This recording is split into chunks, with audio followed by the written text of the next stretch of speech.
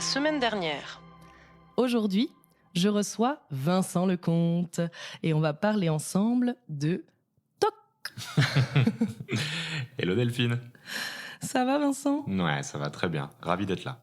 Je pense que après, ce serait intéressant de pouvoir justement parler un petit peu de ce qui se passe maintenant, au quotidien. Comment tu fais toi pour vivre avec tout ça, avec ces TOC dans le monde d'aujourd'hui, les répercussions que ça a sur ton quotidien, par exemple sur ta vie personnelle, professionnelle, sociale, émotionnelle, parce que c'est quand même des sphères qui touchent beaucoup à ça, quand on disait perdre du temps à répéter plein de choses.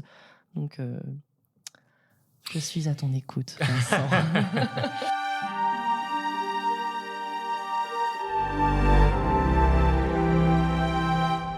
Déjà, moi, j'en parle beaucoup autour de moi. J'en parle pour que les gens aient un peu le mode d'emploi, parce que encore une fois, comme on disait, pourquoi est-ce que les gens associent les TOC à la maniaquerie ? C'est une envie d'être rassuré, parce que la maniaquerie, il y a des codes un peu clairs il y a une tache, c'est sale. Il y a de la poussière, c'est sale. Les TOC, il y a des codes à chaque personne. Et c'est pas logique, du coup. Et c'est pas logique. Et en plus, c'est pas logique. C'est-à-dire que moi, par exemple, comme je cite beaucoup de spectacles, mais parce qu'il est excellent, il faut le dire. Non, pas du tout, mais c'est juste que... Si, c'est vrai. De fait, les répliques me viennent instinctivement parce que ça fait partie de tes recherches, c'est toi-même, voilà. En fait, c'est très personnel. Je raconte dans le spectacle que moi, aussi irrationnel que ça puisse paraître, toucher la barre du métro me provoque pas trop de stress. Par contre, toucher le portable de quelqu'un d'autre me provoque beaucoup de stress. Parce qu'une fois, j'ai lu le fameux article qui explique que c'est plus sale qu'une cuvette de chiottes, un écran de portable ou un clavier d'ordinateur.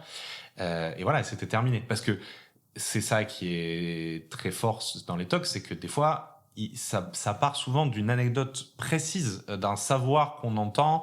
Et c'est comme ça que se forment les croyances dans tous les cas. Hein. Et oui, et du coup, des fois, c'est vraiment absolument anodin. Moi, ma peur du nombre 23, elle est arrivée en lisant la fiche hallucinée du film Le Nombre 23 avec Jim Carrey. Enfin, genre, on parle pas d'un chef-d'œuvre du 7e art, on parle d'un film oublié et probablement oubliable. Et que je l'ai vu. Ah bah, très bien. Moi, non. Alors que ce film m'a pourri la vie. Ce film a pourri la vie et je ne l'ai même pas vu. Donc c'est fou à quel point ça part de rien du tout, quoi. Et du coup, bah vraiment, ouais, je pense que c'est important de donner les codes aux gens. C'est-à-dire de dire, voilà, moi c'est ça, je fonctionne comme ça pour qu'ils soient pas perdus, justement. Sans trop en dire, trop en faire non plus, parce que je dis ça parce que souvent les gens me répondent, ok, du coup, mais qu'est-ce qu'on peut faire pour t'aider ? Et en fait, il y a quelque chose qui est assez contre-instinctif dans les TOC, c'est que il faut au minimum laisser le monde extérieur rentrer dans les rituels. C'est-à-dire que les gens, idéalement, doivent pas faire de choses à ma place. Déjà parce que c'est pesant pour eux et elles et qu'on n'a pas à leur demander ça, mais aussi parce qu'en fait, ça contre le processus de guérison, à mon sens, le plus efficace sur les TOC, en tout cas ceux que j'avais à mon intensité, parce qu'après à une intensité plus forte, là on peut commencer à parler d'autres types de médication. Oui, moi, bien sûr. Par exemple, je trouve ça assez fou, mais je me suis jamais médiqué. Ça a marché grâce au TCC, aux thérapies comportementalistes, qui c'est vraiment des exercices pratiques à faire, qui consistent en fait à s'exposer à son angoisse, donc à cette très forte souffrance, et à ne pas faire le rituel, et à voir ce qui se passe. Et ce qui se passe, c'est qu'en fait, l'angoisse, elle finit par descendre, au bout d'un moment, parce que le monde s'écroule pas autour de nous. Tous ces scénarios du pire, en réalité, ils arrivent pas, on se fait pas cambrioler tous les jours, heureusement.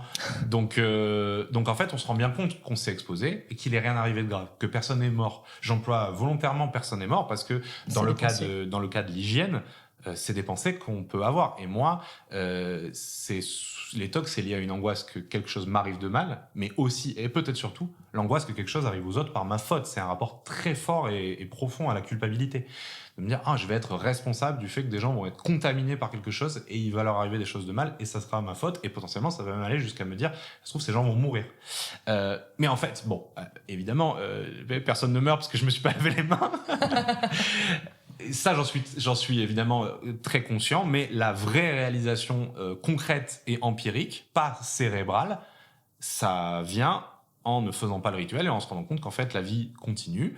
Et du coup, la prochaine fois qu'on s'expose, on se souvient qu'on s'est exposé, qu'il n'est rien arrivé de grave, donc l'angoisse va monter moins haut, redescendre plus vite, etc. C'est un reboot répété de ton cerveau avec vraiment une réalisation dans tes tripes. C'est du sevrage. Vraiment, je remploie le sevrage cérébral, la métaphore de l'addiction, mais ouais, c'est du sevrage. Montrer qu'en fait, t'as pas besoin de ça, que ça ne change rien en fait à ta vie, parce qu'il y a vraiment un truc dans le TOC de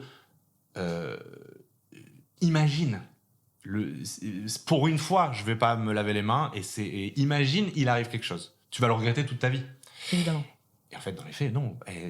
Ça va, le système immunitaire humain est assez fort. Sinon, je pense que l'humanité serait décédée depuis bien longtemps. Tout à fait. C'était assez rigolo de constater à quel point, d'ailleurs, en fait, des fois, c'est l'inverse. Il y a eu une explosion. Enfin, j'ai pas les chiffres en tête, mais je sais que c'était rigolo. Il y a plein de gens qui disaient mais moi, après le Covid, j'ai jamais eu autant la grippe, parce qu'en fait, on s'était tellement protégé que nos systèmes immunitaires s'étaient plus exposés. Je vais pas rentrer, j'en sais rien à quel point c'est scientifique ce que je raconte, mais je pense que c'est arrivé à beaucoup de gens d'avoir tellement mis de barrières avec le gel hydroalcoolique, le contact, etc., que du coup nos systèmes immunitaires s'étaient affaiblis. Bien sûr, parce qu'en plus le gel hydroalcoolique, ça enlève aussi les bonnes bactéries qui sont sur nos mains. Ce que le savon ne fait pas. Et du coup, en fait, dans les faits, non, personne ne meurt parce que quelqu'un s'est pas lavé les mains. Je suis pas du tout anti-hygiéniste. Hein. Oui. L'idée n'est pas de dire ça, mais de se dire les conséquences ne sont pas dramatiques. Et en fait, oui, de s'en rendre compte concrètement, ça aide. En fait, de pas faire le rituel, voilà, de couper le TOC, d'essayer d'arracher la moule qui est accrochée à notre rocher cérébral et qui fait son cycle éternel. Et parce qu'au bout d'un moment, ce que m'avait dit ma psy, c'est que en fait, les TOC, au fond, au moment, ils sont décorrélés de toute autre angoisse. C'est-à-dire que t'as beau avoir fait ta psychanalyse et avoir compris d'où ils venaient, ils disparaissent pas pour autant. Ils sont ancrés, ils sont là, les moules sont sur le rocher. Et maintenant, il faut les décoller, ou au moins faire en sorte qu'elles te drainent pas, c'est-à-dire que voilà, qu'elles te rongent pas, quoi. C'est un petit peu comme le stress post-traumatique, quoi. C'est-à-dire qu'il y a une sorte de réflexe instinctif qui va agir alors que tu as réussi à peut-être reprendre, je sais pas, pour les gens qui ont eu des accidents de voiture, pour les gens qui ont vécu un crash d'avion, pour les gens qui ont vécu des viols, etc. Du coup, je suis pas un expert du stress post-traumatique, mais encore une fois, c'est un peu comme, je reprends cette métaphore de la drogue, mais un alcoolique, il peut avoir fait toutes les thérapies du monde et avoir compris pourquoi il est alcoolique. C'est pas pour autant que le lendemain, il va se lever et il va se dire je vais pas au bistrot, j'arrête, j'ai compris. Non, les TOC, c'est pareil. C'est pas parce qu'on a compris d'où ça venait que ça s'arrête. Donc, il faut faire ce mécanique, de s'exposer à l'angoisse, de pas faire les rituels, etc. Et évidemment, ce qui est très important de dire là-dessus, c'est deux choses fondamentales. C'est moi, je crois beaucoup au concept de paire et danse. C'est-à-dire que moi, là, ce que je partage, c'est ce qui a marché pour moi. C'est pas une recette universelle. L'idée, moi, c'est juste de partager, voilà, ok, ça a marché pour moi, mais je vais jamais dire à personne, il faut absolument que tu fasses ça va forcément marcher pour toi, il faut absolument que tu vois cette personne, parce que c'est sûr, elle a marché pour moi, elle va marcher pour toi. Et en fait, ça, c'est en travaillant en contact d'une institution comme la Maison Perchée et tout ça que j'ai découvert ce concept. Je leur fais un big up d'ailleurs, c'est super ce qu'ils font. Oui, j'avoue. Et en fait, de se dire, tu vas toujours partager un témoignage de pair à pair, c'est-à-dire tu as des TOC, j'ai des TOC, voilà, je te partage ça a marché pour moi, mais fais-en ce que tu veux, c'est ton histoire, je vais pas te donner des solutions toutes faites, je vais pas te dire c'est ça qu'il te faut et j'ai pas de formule magique. Ça, c'est vraiment important d'avoir cette humilité-là de pas croire que parce que ça a marché pour nous, ça va marcher pour tout le monde. Et ça, dans la santé mentale, je pense que c'est général et c'est absolument très important. Et la deuxième chose à dire qui est très important aussi, c'est de dire que il y a des hauts et des bas. Il y a des hauts et des bas et potentiellement il y aura toujours des hauts et des bas. La question, c'est à quelle intensité et à quel point est-ce qu'on arrive à vivre au moins plus normalement. Si avant de se dire je vis normalement, se dire ok, dans un premier temps, je vais pas me fixer des objectifs trop vite. Je vais commencer par vivre plus normalement avant de vouloir absolument vivre normalement. Ce qui est normal parce qu'en fait, on a très envie d'atteindre cette espèce d'Eldorado. On en a marre de nager, on veut arriver à l'île. Mais en fait, cette métaphore-là, elle a des limites parce que, oui, il y a des moments où on va dans un processus de rémission. Je préfère parler de rémission que de guérison. Pour ce que je disais au début de l'objectif potentiellement inatteignable. Juste apprivoiser son oiseau, quoi. Voilà, on va retomber en fait. Et on va retomber et c'est OK. Non, mais c'est vraiment complètement OK. Même si sur le coup, c'est très très dur parce qu'on se dit, ah, je repars de zéro. Mais en fait, non. Ça, s'il y a une croyance à déminer, c'est peut-être celle-là. En fait, non, on n'est pas reparti de zéro. Parce que finalement, tout ce qu'on a appris, on va pouvoir s'en resservir pour les autres moments où ça va rechuter, pour les autres moments. En fait, on aura quand même déjà un apprentissage qui se sera fait dans notre cerveau, donc on sera mieux préparé. Complètement. Mais du coup, moi, c'est assez fou parce que, en soi, dans ma vie actuelle, j'ai trouvé alors déjà, ils sont beaucoup moins forts qu'avant.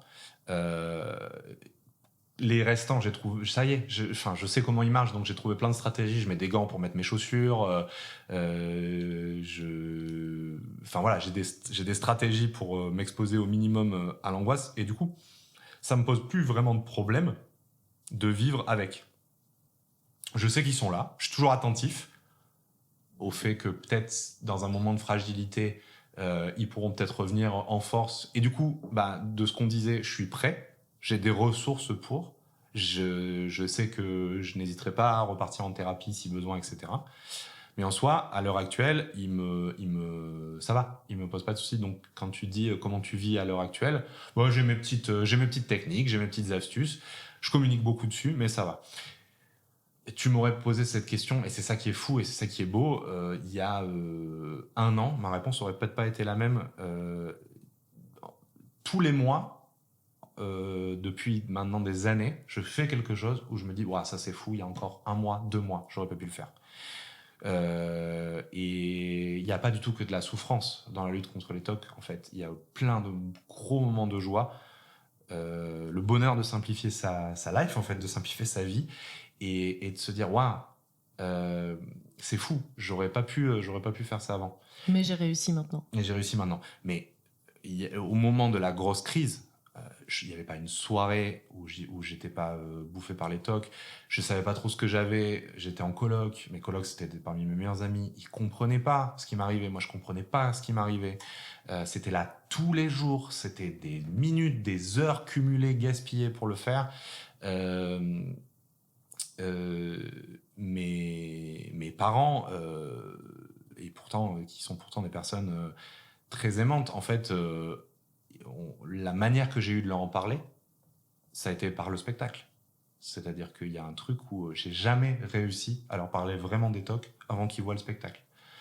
J'imagine la claque que ça a dû être pour eux et elle, pour lui et elle, mais voilà, il y avait toute cette espèce de grande pudeur qui s'est intercalée là-dessus et j'y arrivais pas. Je pouvais en parler à des amis, mais même quand j'ai eu le diagnostic, même quand je comprenais ce qui se passait, j'arrivais pas à en parler avec mes parents. Et c'est difficile la relation parent-enfant. C'est difficile. En fait, en plus, s'ils écoutent ça, j'espère qu'ils le prendront pas mal parce que je les aime d'amour, mais on les aime tous d'amour. Mes parents, ça dépend. Mais en fait, mes parents, quand ils comprennent pas quelque chose et quand ils sont stressés, leur réaction c'est de s'énerver. C'est de se stresser eux-mêmes. Et en fait, ça, c'est complètement contre-productif. C'est-à-dire que de d'hausser la voix sur quelqu'un qui est en train de se laver les mains, tu peux être sûr qu'en fait, il va d'autant plus se laver les mains. Parce que, en fait, tu rajoutes du stress sur du stress. Et le carburant des TOC, c'est l'angoisse. Donc, plus tu stresses, plus en fait tu fermes la personne, moins elle a envie de t'en parler, et plus en fait ça augmente ses TOC. Donc moi, pendant très longtemps, le pire endroit pour mes TOC, c'était limite la maison familiale. Parce que je sentais que c'était pas un environnement safe. Et voilà, et c'est pas grave. Il y a pas du tout de rancune. Mais le moment où ils ont vu le spectacle, ça a été un moment fort. Enfin, ils se sont pris une belle tornade dans la tête. J'ai pas vu le spectacle pour ça, par ailleurs. Mais il s'avère que ça a pu par le spectacle, j'ai pu leur en parler et ça a été très fort. Et après, évidemment, la relation intime. Enfin, moi, pendant la période des TOC, donc j'ai eu une relation de 6 ans. C'est le jour et la nuit entre le début de notre relation et la fin de cette relation au niveau des TOC. Et c'est pas facile de vivre avec quelqu'un qui a des TOC, parce que les rituels sont très présents, et pour le coup c'est très dur, malgré tout ce que je disais, qu'il faut pas faire entrer les autres dans tes rituels, etc. C'est très dur quand tu es en couple avec quelqu'un de résister à ça. Parce qu'en fait, si la personne n'a pas l'habitude de se laver les mains aussi souvent que toi, très vite, ça va occasionner un contact physique, sensuel, je parle même pas de sexuel, mais qui est un contact physique, sensuel, qui est stressant. Et ça, c'est très perturbant à vivre pour quelqu'un en face, de pas pouvoir tenir la main dans la rue, de pas pouvoir faire des câlins à certains moments parce que la personne sort des toilettes. C'est dur. Donc, beaucoup de respect et d'admiration pour mon ex-copine, qui a eu beaucoup de courage et a été très aidante. Mais c'est dur, ça, c'est dur. C'est dur.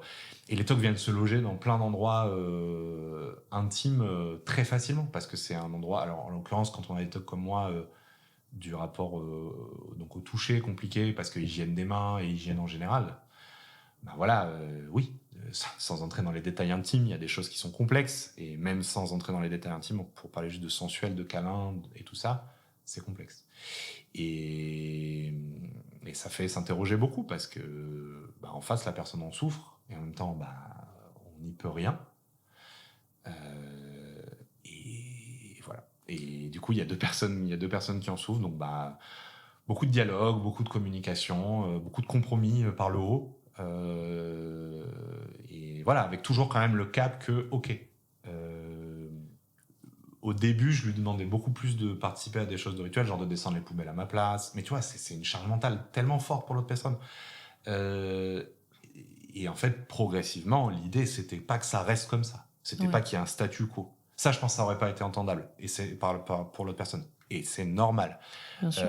Oui, parce que finalement, en fait, ce qui compte, c'est que tu es toi, tu n'es pas ta maladie. Et du coup, ta maladie fait partie de toi. Mais du coup, le but, c'est que les gens s'adressent à nous et nous nous adressons aux gens en tant que personnes et pas en tant que malades. Parce qu'on n'est pas malade. On est EST, pas malade. On est des personnes avec une maladie qui impacte certains aspects de notre vie. Mais du coup, si on se considère en tant que personne, c'est là qu'on peut avoir les meilleures discussions, la meilleure communication et comme tu décrivais justement les compromis par le haut, la compréhension des proches, etc. Parce que c'est ce moment où on se considère comme deux humains et où on va essayer d'avancer ensemble pour que ce soit mieux pour tout le monde dans une vie classique, plutôt que de se dire il y en a un qui traîne un malade, quoi. Ouais, et vraiment, mais pour le coup, mes proches ont été très aidants. Il y a eu cette difficulté de communiquer avec les parents, mais pour le reste, mes amis, mon ex-copine, ont été très, très aidants. Beaucoup d'amour et d'affection pour ça. Ça a été indispensable dans le processus de rémission. Bien sûr. Et je pense que les parents, en plus, aussi apportent énormément beaucoup d'amour. Beaucoup d'amour aussi. Mais c'est juste que j'ai l'impression qu'au niveau de la relation parent-enfant, il y a aussi beaucoup d'émotionnel qui joue aussi. Voilà, c'est ça. Sauf qu'en fait, vu qu'il y a beaucoup de troubles psy qui sont drivés par l'angoisse, du coup, l'inquiétude des parents va perturber le cycle de rémission. Très bien intentionné.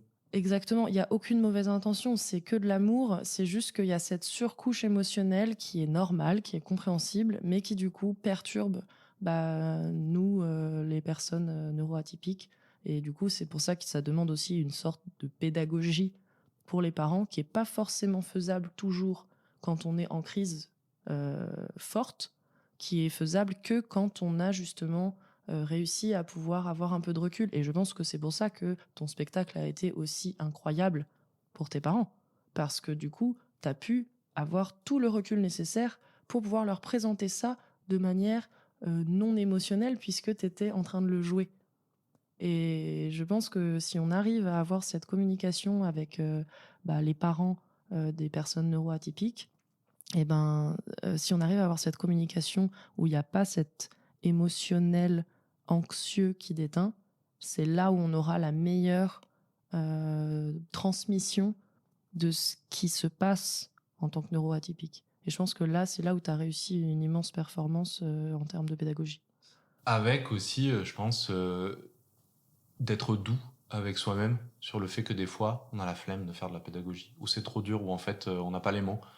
Et en fait, et c'est OK. Et c'est OK. Non, mais dans le sens où des fois, dans le processus des TOC, tout expliquer tout le temps, c'est épuisant. Bien et sûr. Puis aussi, au bout d'un moment, il y a un truc où en fait, on se rend compte qu'on en parle beaucoup, qu'on ne parle presque pas que de ça, mais énormément.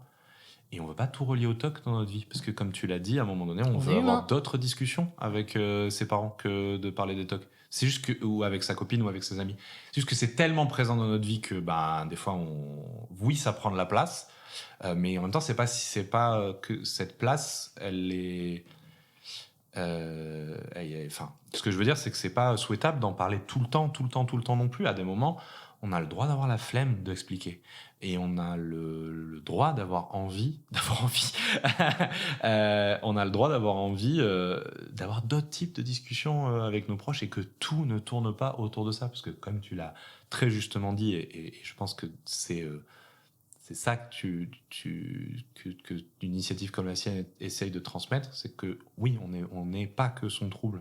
Ouais. On a tellement d'autres choses à faire en fait. On n'est pas... plutôt que se laver les mains. Mais c'est vrai, on a tellement d'autres choses à faire. Le temps qu'on regagne quand les rituels baissent en intensité. Mais moi, c'est fou, mais je me suis vraiment dit, mais j'ai du temps dans une journée en fait. Mon Dieu, il y a 24 heures. Je croyais qu'il n'y en avait que 12. Et vraiment, il y a vraiment un truc de que vais-je faire de tout ce temps. Au début, j'étais un peu perdu. J'étais en mode, mais j'ai du temps. Et en fait, toute ma vie s'était tellement organisée en ayant mis le petit cube des TOC dans l'emploi du temps que tout d'un coup, quand j'ai regagné ce temps-là, c'était presque perturbant. Je pense que c'est le meilleur gain que tu puisses faire de toute ta vie. Même gagner des milliards, en fait, quand tu gagnes du temps qui n'était pas prévu d'exister. Complètement. Mais au début, c'est très perturbant. Tu t'es en mode, bon, je vais scroller sur mon portable. Et puis après, au bout d'un moment, tu apprends à en faire des choses chouettes. En te connaissant, de toute façon, tu devais te dire, oh mon Dieu, j'avais 15 projets que je voulais faire. C'est parfait, je vais pouvoir les mettre dans ce temps. Oui, alors méfie-toi parce que moi, je suis Jean-Michel mille idées, mais je suis aussi des fois Jean-Michel flemme. Donc oui, je suis un... j'espère pour toi que t'es des fois Jean-Michel flemme. Non, bien sûr, mais voilà. Mais c'était marrant. Oui. On a tellement mieux à faire que de se laver les mains pendant 1 heure. Bien sûr, c'est une reconquête sur sa vie, quoi.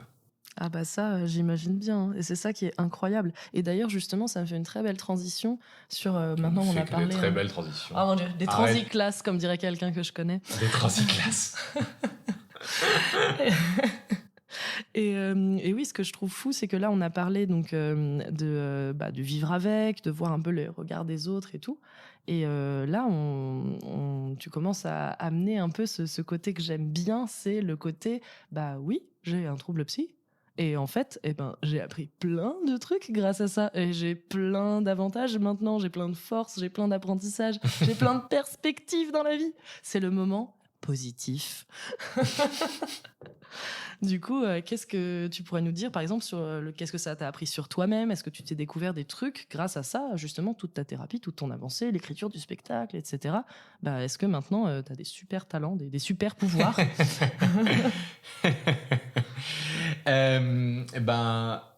J'en parle beaucoup. En fait, moi, ce que j'aime beaucoup dans Main Propre, c'est que ce spectacle, pour moi, il touche à l'universel sur la santé mentale. C'est-à-dire qu'à la fois, il est très pédagogique. Donc, il permet aux gens d'apprendre plein de choses sur un trouble qui est à la fois très présent et, comme tu l'as dit, en même temps encore assez méconnu, ce qui est assez fou. Mais en fait, il y a plein de choses dans les TOC dans lesquelles tout le monde, pour moi, peut se retrouver. Et il y a plein de choses du spectacle qui touchent à l'universel et dans lesquelles tout le monde peut se retrouver d'une manière ou d'une autre. Et en fait, pour moi, les TOC, c'est une vraie leçon de vie. Ça paraît très clichose dit comme ça, mais c'est vrai. En fait, moi, et je pense que c'est des leçons auxquelles on peut tous s'identifier. En fait, moi, c'est une leçon que je continue d'apprendre. Hein. C'est vrai, j'ai pas. Mais on apprend toute sa vie, mon cher Vincent. Oui, j'ai pas fini la quête. J'ai pas fini la quête principale et terminé les quêtes secondaires. Le jeu, il est pas à 100%. Mais c'est qu'en fait, on peut pas tout contrôler dans sa vie. Ah bon? Eh oui, on aimerait, hein. Et en même temps, ça serait tellement pas souhaitable. Ouais. Ça serait tellement pas souhaitable parce que c'est ça la beauté de la vie, en fait. C'est le petit chaos mignon. La vie se nourrit de prise de risque, en fait. On prend des risques tout le temps. Se lever le matin, c'est un risque. Attention, hein, c'est hyper risqué de respirer. Est-ce que tu savais que la vie est une maladie sexuellement transmissible et mortelle? Oui, je connais cette jolie phrase. Mais du coup, c'est fou parce qu'en fait, c'est d'apprivoiser l'absence de contrôle. Et se dire que même, c'est se réconcilier avec l'inattendu. Oh, c'est beau ce que tu dis. Mais non, mais c'est vrai. Scénariste, écrivain. C'est tellement chouette, en fait, En fait, tu réapprends à marcher dans la rue l'esprit libre, à accueillir un instant après l'autre. Et oui, et de se dire, voilà, je peux pas tout contrôler. Je maîtrise pas tout. Faut que je lâche. À des moments, faut que je lâche. Et un autre truc aussi, une autre leçon très forte, c'est on peut pas toujours tout bien faire. Et ça, c'est une grande leçon pour Vincent Lecomte, parce que Vincent Lecomte, notamment dans les relations sociales, il a beaucoup de mal avec l'idée d'avoir fait du mal potentiellement aux gens, de s'être comporté de la mauvaise manière, d'avoir dérangé quelqu'un, quelqu'une, etc. Et en fait, ou de pas avoir été le bon élève de la vie, le bon élève de la vie, pas qu'en classe. Et c'est pas comme tout le monde, on a tous des problèmes avec notre ego. Moi, j'ai à la fois des endroits où j'ai une très grande confiance en moi et des endroits où j'ai pas du tout de confiance en moi, comme énormément de gens. Mais c'est pas un truc de mégalomanie de je suis destiné à tout bien faire. C'est plus un truc de si je fais pas tout bien, qu'est-ce qui va arriver? Qu'est-ce qui va m'arriver? Est-ce qu'on va encore m'accepter? Est-ce que y a pas des gens qui vont souffrir à cause de moi? Ça se logeait là-dedans, les tocs. Bien sûr. Il y a plein d'autres explications. C'est arrivé à l'adolescence parce que c'est un moment de changement et où je subissais du harcèlement scolaire, etc. Ça s'est décuplé à un moment d'incertitude. Je suis pas en train de faire ma psychanalyse en direct, mais en tout cas, il y avait un truc où ce truc de bien faire, c'était important de bien faire parce que les conséquences derrière étaient potentiellement désastreuses. Et en fait, c'est tellement fort et agréable de se dire, d'apprendre qu'en fait, on fait pas tout bien dans la vie. Et c'est pas grave. Okay. Et c'est ok. Il y a des journées nulles, il y a des journées on est nuls. Évidemment, c'est une question de degré. Ne nous faisons pas du mal et ne faisons pas du mal aux autres. Bien évidemment. Mais on peut avoir la flemme en toute bienveillance. Ok de foirer un examen. Ok, à un moment donné d'avoir été maladroit. Ok, voilà, toujours la possibilité de s'excuser tant qu'on n'a pas fait un désastre. Évidemment, on s'entend bien. Mais voilà, on va pas toujours tout bien faire. On va pas avoir 20 sur 20 à la vie tous les jours. Et parfois même on aura moins que la moyenne. Parfois on a même une note désastreuse. Et c'est comme ça. En fait, c'est la vie. Si c'était plat tout le temps, c'est-à-dire si c'était toujours 20 sur 20, 20 sur 20, ou 10 sur 20, 10 sur 20, 10 sur 20, oh, ça serait si chiant. Oui. Donc en fait... Puis de toute façon, il n'y a pas d'objectif à la vie. À la fin, on meurt, point. Mais je veux dire, le but, c'est le chemin. Ah, mais ça, c'est une autre grande question et nous pourrions en parler pendant des heures. Mais... Non, mais le but, c'est le chemin. C'est tant qu'on est vivant, faisons des choses en fait. Bah oui, non mais oui, parce que de toute façon tout ça n'a absolument aucun sens, donc autant passer un bon moment. Voilà. Mais voilà, bah, ça c'est pas incantatoire. Voilà. Et un bon moment qui n'est pas le titre de ce podcast. Nous sommes bien placés pour savoir, toi comme moi, que des fois notre cerveau nous empêche. C'est pas parce qu'on se dit et quand même on a qu'une vie, profitons-en, que tout d'un coup formule magique et on se dit tiens. Ma bipolarité a disparu, mais tant qu'on a disparu. Il a suffi de réaliser et c'est fou. Et c'est fou. Alors, c'était si simple, mais donc voilà, l'idée n'est pas de donner des leçons faciles, évidemment, mais c'est quand même. Je pense que là, c'est quelque chose d'universel dans lequel on peut tous se retrouver. En fait, on peut pas toujours tout bien faire. Mais on peut apprivoiser son oiseau. Et on peut apprivoiser son oiseau. Après, ce qui est dingue dans les talks, c'est qu'en fait, comme on revient à un état de normalité, avec des gros guillemets, en fait, c'est important de régulièrement se souvenir du chemin parcouru. Pour deux raisons. La première, c'est que, en fait, au bout d'un moment, quelqu'un remarque quelqu'un qui se lave beaucoup les mains, quelqu'un qui a une posture bizarre pour pas toucher son jean parce qu'il est allé aux toilettes avec. quelqu'un qui met dans les poches, personne ne le remarque. Et même au-delà de ça, nous-mêmes, on revient à un truc normal, donc on ne remarque plus ces choses-là. Et même au-delà de ça, la deuxième chose, c'est qu'en fait, le cerveau, c'est un mécanisme de protection. C'est des moments difficiles de vie, donc il dit, allez, on oublie. Archive de la mémoire, on oublie au maximum.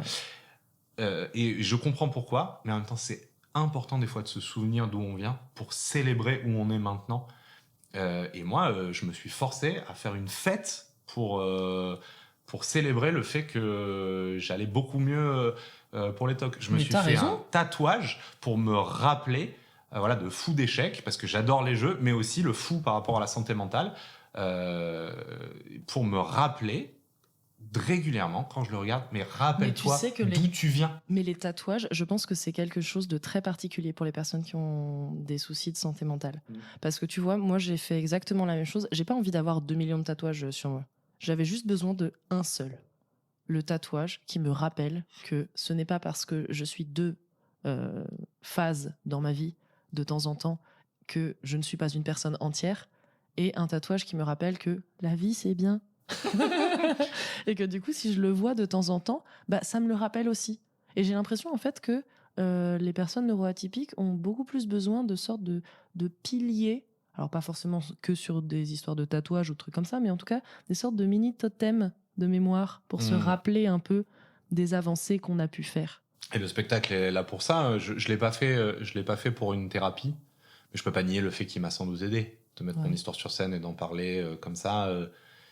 Mais l'idée du spectacle, avant tout, c'était pédagogique et pour toucher des choses à l'universel sur ce sujet de santé mentale qui me passionne. Mais voilà, je trouve que c'est fou parce que c'est important aussi des fois de se rappeler d'où on vient et de se dire... Une fois, on m'a demandé, pour un spectacle, je devais dire quelle était ma plus grande victoire. Et j'ai dit, c'est un geste qui est anodin, c'est mettre mes mains dans mes poches. Parce qu'avant, je mettais jamais mes mains dans mes poches.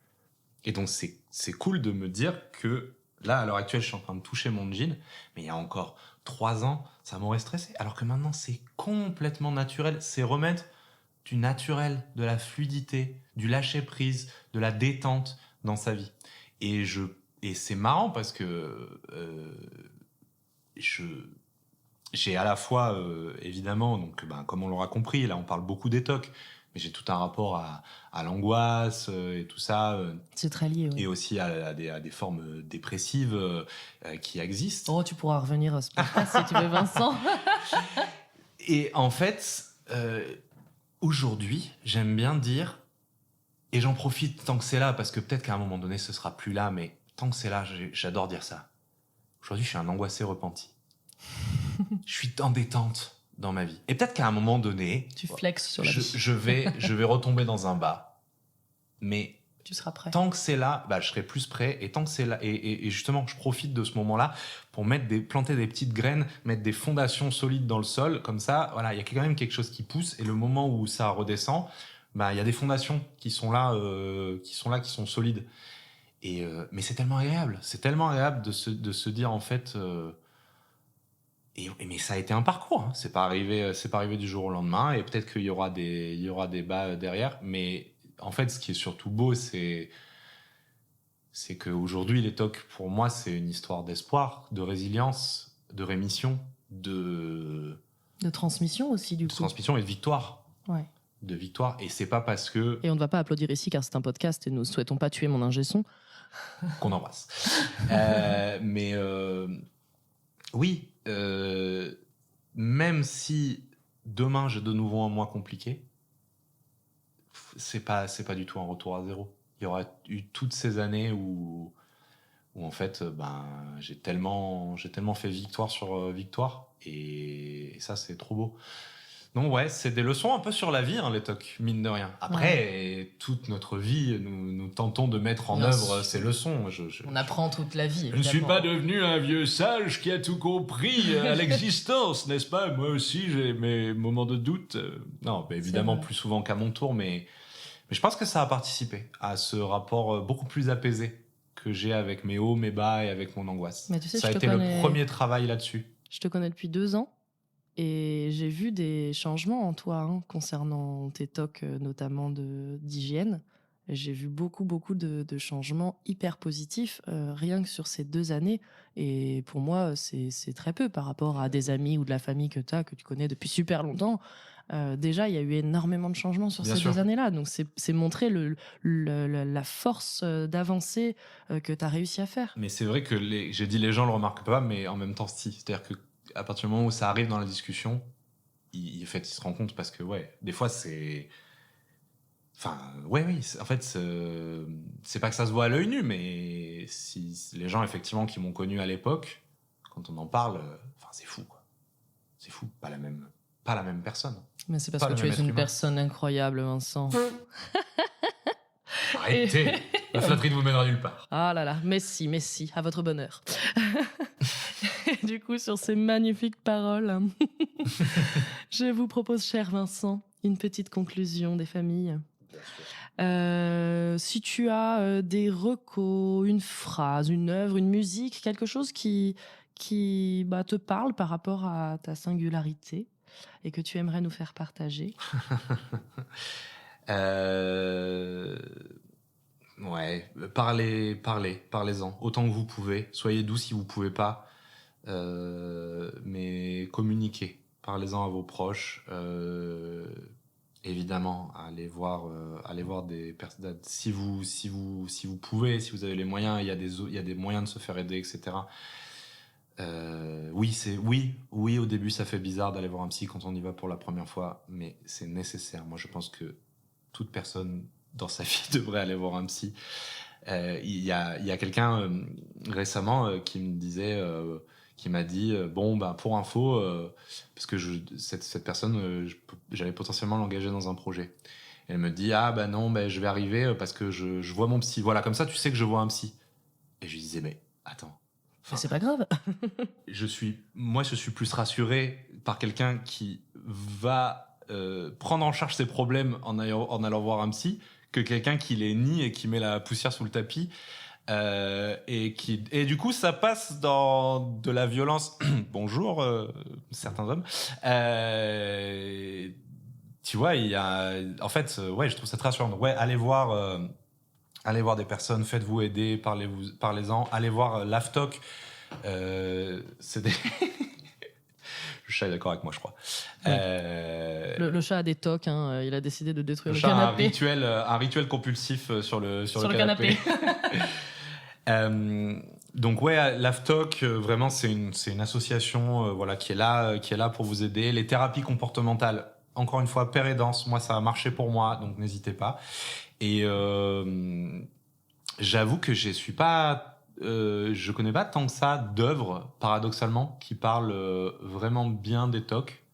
Moi, j'en connais une seule, mais c'est pas incroyable. Enfin, disons qu'en fait, c'est une pièce de Laurent Baffy qui s'appelle Toc Toc. Ouais, je l'ai pas vue, je sais pas ce que ça vaut. Voilà, je connais cette pièce-là. Alors moi, j'ai ri parce qu'il y avait des moments drôles. Je pense que c'est pas 100% représentatif, mais ça peut faire une ouverture à se renseigner plus derrière. Je me suis demandé à quel point c'était un peu freak show, mais j'entends. Je l'ai pas vu, donc je vais pas la juger. Voilà, je suis mi-figue, mi-raisin dans le sens où je pense que ça peut être une découverte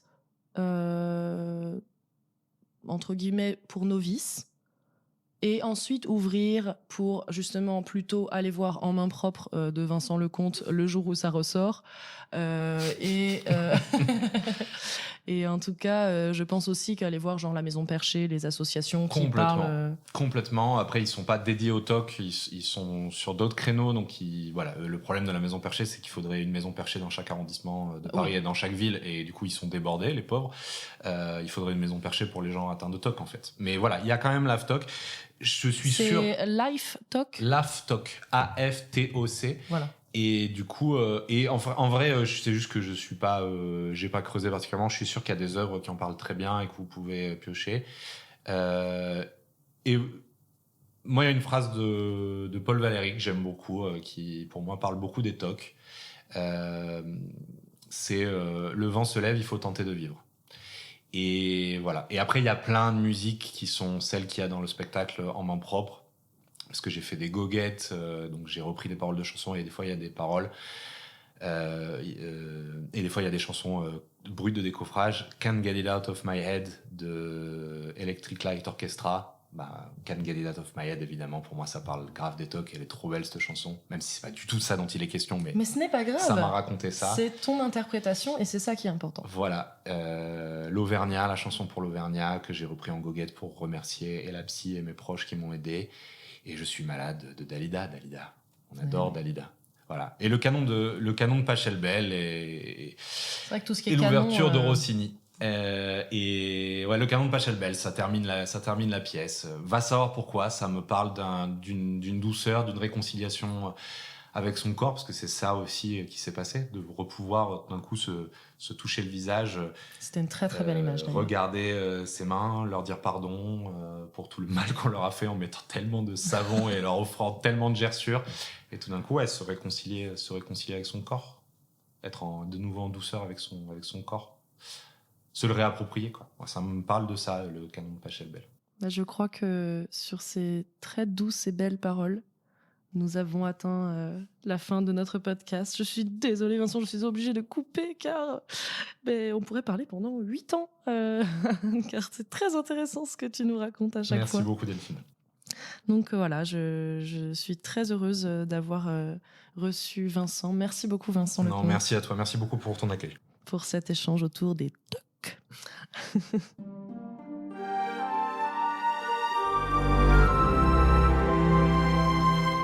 Merci d'avoir écouté Voix Plurielle. Comprendre, c'est déjà faire un pas vers l'autre. C'était Delphine, et à bientôt pour une nouvelle rencontre, une autre façon de voir le monde. Ce podcast vous a été présenté grâce à la solution de diffusion de podcasts Castopod.